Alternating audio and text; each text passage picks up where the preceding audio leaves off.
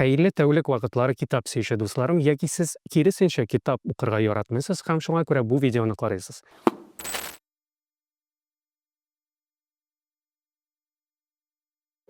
Biz bu topshiriqda sizning bilan kitoblar ham yozuvchilar bilan tanishamiz, ham asarlarning qisqacha ishtaligi bilan tanishib o'zamiz. Nega qo'ydim singari men bu kitobni? Bugungi asarimiz Ayaz G'ilajevning satirik teran ma'noga ega bo'lgan povesti Atesh mingan shitanga. U kishining o'sish, o'zgarishini ham ruhiy holatini shog'ildiruvchi asar. Atesh mingan shitanga itarga yorima suv tuturga qo'y vaqt ishi bo'lar.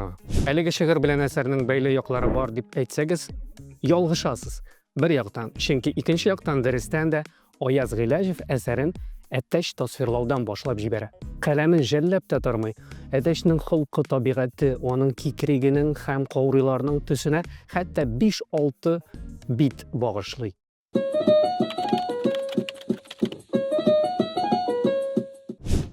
Автор Ayaz G'ilajev, Tataristonning xalq yozuvchisi, ko'rinakli tatar prozaigi.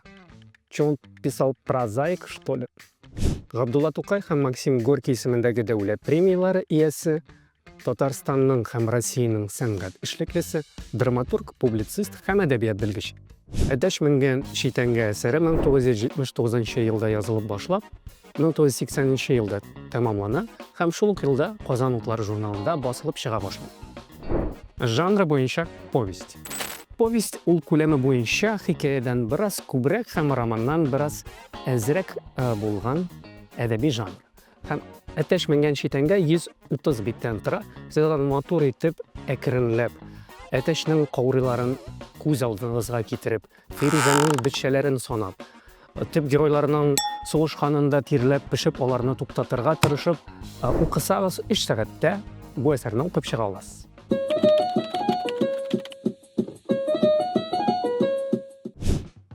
Bu asar tog'am bilan bir, u bizni bir yoqdan ikkinchi yoqqa shoyqaydi. Biz har bir giroyga ikki turli ko'zlikdan qaraymiz. Masalan, bir qaraganda biz uni negativ giroy bo'larak bilamiz, ikkinchi qaraganda har bir giroyga deyarlik har bo'likda avtor ningidir turmush situatsiya o'sha giroyning ishki ruhiy dunyosini o'sha ham biz har bir giroyni to'liq bir personaj obraz bo'larak oshirlaymiz. Ikkinchi yoqdan uni mana bu turmushga bu holga keltirgan pozitsiyalarda o'zimizda kirib, uni jallay boshlaymiz. Masalan, Atesh bir yoqdan u kikrigin jayib shitanga minib butun jihonga urf qilirga tilaganda, o'zim bildirga tilaganda, uni ragat qilib bir malay berib pishira ham biz uni hatto jallayda boshlaymiz. U xo'rliqdan uyalib obzor ostidan yashirina. O'z vaqtida u butun dunyoni dur ketirgan, bolalarni g'ina tugul, ulug'larni da qo'rqitgan temir tumshuqli Grey Xon Ateshi edi. İştalikni o'ng'aylarab anglaw uchun aydagiz men uni sizga sxema bo'larak ko'rsatayım. Hozir sxemaga ko'shik. Ovulda ikki qo'shni yashaylar. Mirfatih bir yurtda, ham qo'shnisi Salahiddin. Ular menga qadar do'st ham totuv yashaganlar, hatto oshlarini birga pishirib, bolalarini da birga o'stirganlar. Bolalari deganda, ularning xotinlari da bor. Ikkisida Gul deb boshlanib, birinchisi Mirfatihning xotini Gulmaryam bo'lsa, Salahiddinning xotini Gulbika. Bu xotinlarda o'zaro do'stlar bo'lganlar, lekin ularning do'stliklari hozirgi ikki qo'shni orasida tug'an shitan ustidan qarab, kimning qayg'usi bor ekan deb shundan suyunuvdan iborat. Ham naq mana bu shitan ustunda bizning asar boshida Atesh mingan edi. Ham bu Ateshni Gulbika bilan Salahiddinning kishi tupshik o'g'illari Zaytun berib tushirdi. Zaytun birinchi klass o'quvchisi. Ateshning xo'jasi Gulmaryam ham Mirfatihning tupshik o'g'illari Anas yoqlab chiqdi. Ham ular biroz atashlanib sug'ishib oldilar. Bu sug'ishib marlarini Zaytunning opasi Feruza ko'rdi. Feruza esa 8-sinf o'quvchisi. Endi biroz o'laroq Firuza pubertan çağında bik utkin tilli kız. Bu utkin tillilik her halde onun enisinin kromosomundan bulsa gerek ol da kişi tekşirirge bik yarata Gülbike. Firuza'nın opası var. İsmi Vezile. Vezile avuldağı felçer bulup işli. Hem ol kurşı yigitni enesinin obisini bulup çığa, Jamilni yaratıp yürü. Dürüsün aytkanda olar bir-birisini yaratışalar.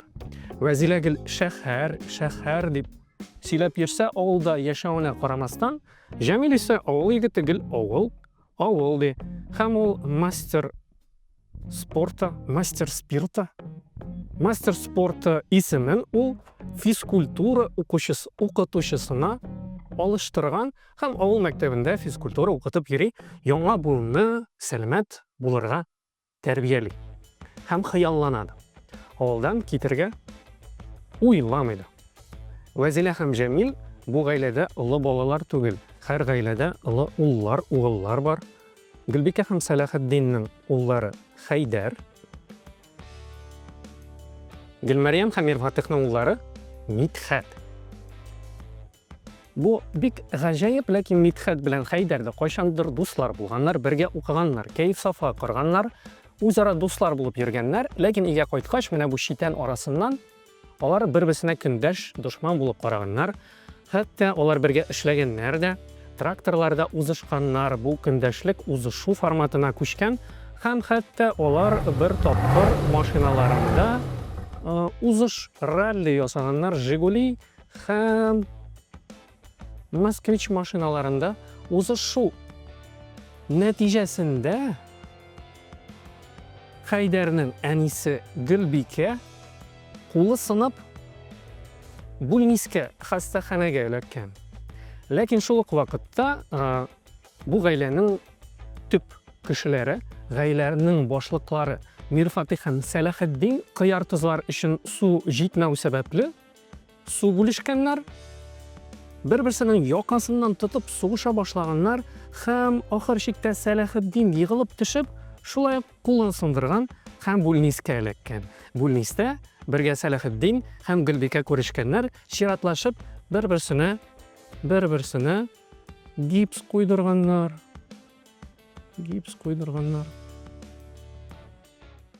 Mana bu kunda soğuşluk turmuş bo'yi bora. Hem her bir kunni quyosh chiqqan sayin yangi xayollar bilan uyanmaylar. Nindi yaxshilik ishlim deb aytuv o'rnina nindi eşeklik, naşarlık işlim deb bir-birisine uylaylar hem bundan lezzet tem tobalar. Bu soğuş şu rəvişle bora hem bir kunni jon dostları bulgan Mirfatih hem Salahaddin qon düşmanlarına evrilgenler. Mana bütün bu voqealar bir vaqtda bora deyerlik. Ateşni shitandan minib berib tushiruvda, ralli uzishlarida, suv uchun talashuvda, sug'ishuvda, gips qo'yuvda, barisi da deyerlik bir vaqtda bularning bu voqealar bir vaqtda boralar. Bir-ikki kunda ne kadar ish moytara ikki g'ayla. Qarаңыз, bizning asarda bek ko'p simvolik obrazlar, shulardan birisi ul shitan. Shitan ul ağaçtan qirilgan, hem onların shitan orasında bo'shliqlar bor. Bu shitan ikki yoqning qarshiligini ko'rsatadi, hem mana bu bo'shliqlardan ikki yoqqa quyosh nurlari kira, hem go'yo bo'shliqlar ali kishi ko'nglida nasharlik qana tugil,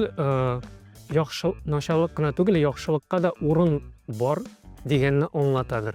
Balki bu shitanni olib tashlasak, ikki g'ayla do'st iskishi, ilkigishi, do'stlarcha do'stona birga yasharlar edi. Kim bilan? Hozir kerak kitob qirashimizga qo'ydik. Bu ikki g'aylaning so'g'ishlari bir qachonda bitmas edi, agarda asarda tag'in bir obraz bo'lmasa. U da bo'lsa Xayriddin og'ay. Xayriddin agay boshqa obrazlarga ma'naviy tasvirlar isти ham bütün obrazlar bilan da deyarlik muomalada bo'la. Ул balta astasida, piyalashida ishlagan ishining hisobi yo'q. Ул buldiqli ir kishi, ishchan, yumart, aqlli, avliya ko'ngilli, boshqalar turida o'ylay biluvchi kishi. Bilganimizcha, avullarda arim-shirimlarga ishonirga yoratalar. Ham yoz keldi, avulda shu isatdan. Bunda bir problema borlikqa kela. Avulda zirat bor.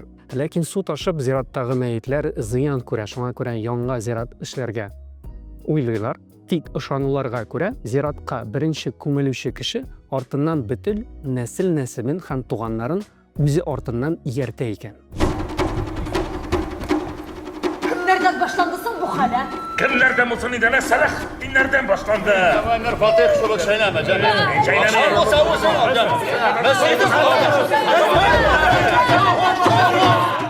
Siz menga ishonasizmi? Bunday bir eshitganingiz bormi? Kommentariylarda yozg'ich.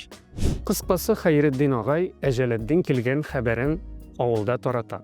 Oxir shekda o'zaro qon dushmanlari bo'lgan Mir Fatih bilan Salahiddin tug'anlar bo'lib chiqadi. Trayutni bor. Ham Xayriddin og'a da ularning yaqin tug'anlari bo'lib chiqadi. Xayriddin og'a Ajaliddin ortidan ketsa, demakki ularni da o'z ortidan erta. Ular boylik to'plab, eli uning rahatini ko'rmaganlar. Eli kichkina bolalarning stresi bor. Shunga ko'ra bir kimda qabrga ketirga tilami, ham oshiqmay. Shulay bir kunni ular birga silashib, amonday hal ko'ptandan bo'lgani yo'q edi. Xayriddin og'ani sanatoriyaga jibarirga, bo'lgan shig'imlarni ikkisini yortilash bo'larga deb o'yladilar. Shuning bilan kun tamomlandi, giroylar yiqiga ketdi, avul yiqli. Ikkinchi kunni tong otdi.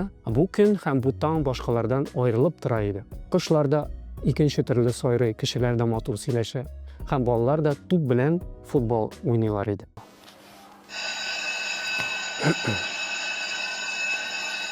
Ham bu tong simvolik obraz ul yoqti, ham yaqin kelajakni anglatadi.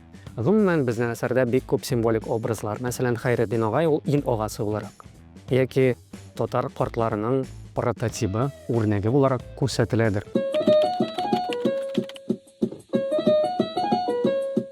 Mening fikrimga kelganda esa asar bek qiziqli, men uni bek yoratib o'qidim. Bundaga bo'liklarga kelganda 11 bo'likdan iborat. Ham masalan bir bo'lik qiyarga bag'ishlangan. O qiyar bo'ligi ayrim bir epopeya, qiyar ul kult, qiyar ul kelajak, qiyar ul mulk, ul mulliq. Ham uni o'qiganda bilasizmi, og'izlardan sular oqdi, ham borib kibitga qizil qiyar olib kemirasi keldi. Bu asarni men har bir kishiga o'qirga taqdim etam. Ham 10 baldan men 9 butun undan 9,5 bal qo'yar edim. Chunki birinchidan asar qiziqli, uni tamlab, shunday suvsab o'qiysan. Shahar yigiti bo'larak bilmagan so'zlarim da bo'ldi, boytat bo'ldi. Ham bu yangi so'zlar o'rganishga motivatsiya.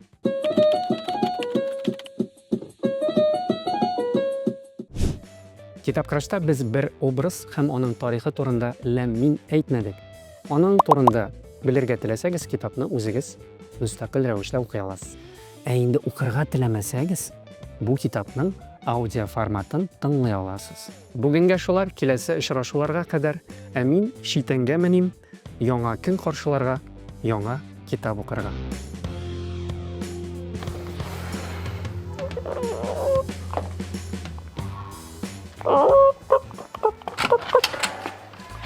Не получилось.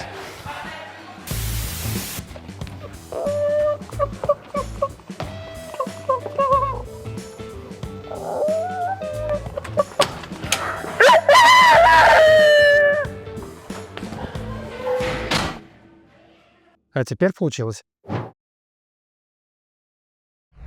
Qiziqli fakt. Qachondir bir yozuvchi Oyazag'i G'ilajevga aytgan, shitanga minib atash bo'lib qichqirsanda, sen yozgan bir asaringga To'qay premiyasi berilmayacak degan. Bunga javob bo'larak Oyazag'i G'ilajov atash mingan shitanga asarini yozgan.